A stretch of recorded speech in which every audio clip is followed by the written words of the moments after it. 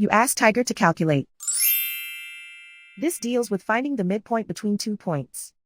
The midpoint between the 2 points is 22, 1.5. Let's solve it step by step. Plot the 2 points and calculate the midpoint using the formula.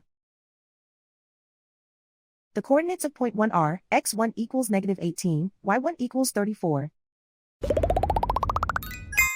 The coordinates of point 2 are, x2 equals 62, y2 equals -31. PM represents the midpoint of the 2 points.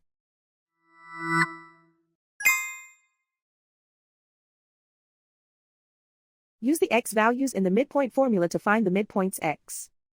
x1 equals -18.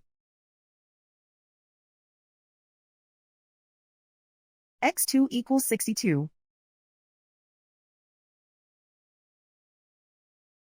Simplify the arithmetic.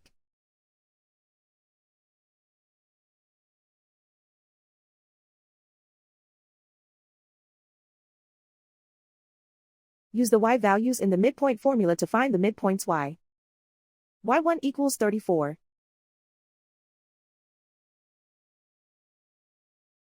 y2 equals -31. Simplify the arithmetic.